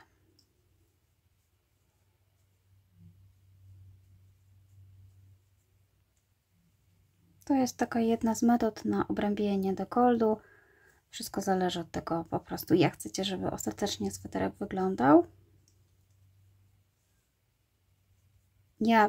Jeszcze mi tutaj wystaje ta część, ale ja jeszcze będę robiła prawdopodobnie jedno okrążenie, więc tutaj się jeszcze wszystko ładnie pochowa. Tymczasem tutaj dookoła półsłupki, przepraszam, oczka ścisłe z narzutem. Nie wiem, co ja tam powiedziałam wcześniej, ale chodzi oczywiście o oczka ścisłe z narzutem. Pomiędzy tymi półsłupkami, które tutaj były, półsłupkami nawijanymi. I znowu przejdę sobie tak dookoła. Ok, zrobiłam sobie pełne okrążenie. Tutaj właśnie w tych miejscach, tak jak Wam wspominałam, wbijałam się tak, jak uważałam, żeby była odpowiednia liczba takich oczek. No i teraz tak naprawdę po pierwszym okrążeniu już to ładnie wygląda, więc można by po prostu zrobić oczko ścisłe i zamknąć, ale można jeszcze zrobić jedno okrążenie, takie stabilizujące, można powiedzieć. Teraz już pobieram jak gdyby pętelkę z oczka, czyli przednią i tylną, i dalej wykonuję półsłupki nawijane, z tym, że teraz muszę po prostu wyciągnąć tutaj tą pętelkę. Ona jest tutaj widoczna. Nie jest to konieczne, ale można po prostu zrobić jeszcze jeden rząd, bądź też nawet kilka rzędów. To jest naprawdę bardzo delikatne obrębienie, ale może jeszcze ładnie ustabilizować właśnie tą krawędź. To już po prostu zależy, słuchajcie, od Was, jak Wam się podoba, co chcecie zrobić. Ja pomysłów na wykończenie dekoltów na swoim kanale mam bardzo dużo, więc zawsze można jeszcze się zasugerować zupełnie innym filmem i zrobić sobie zupełnie coś innego. Ok, myślę, że słuchajcie, to już by było na tyle. Ja już nie mam co do pokazania, wszystko pokazałam tak, jak zrobiłam ten sweterek. Mam nadzieję, że Wam się podoba ta wersja takiej chmurki ażurowej i że sobie ktoś spróbuje zrobić z podobnej włóczki lub z innej, lub z tej samej. Dajcie znać w komentarzach, jak Wam się podoba, kto dotrwał do końca, a ja już Wam oczywiście serdecznie dziękuję. No i do zobaczenia, pa pa! No i oczywiście pamiętajcie, że jeszcze sweterek zawsze trzeba wyprać, żeby się ułożył, dlatego ja jeszcze ostatecznie trzymam tutaj znacznik, ponieważ ewentualnie jeśli rękaw będzie za krótki, to jeszcze dorobię, a jeśli będzie za długi, to oczywiście mogę jeszcze spróć, dlatego jeszcze na końcach nie zakończyłam. Dopiero po wypraniu zdecyduję, czy ta długość jest odpowiednia. No to nic, no to do zobaczenia, pa pa!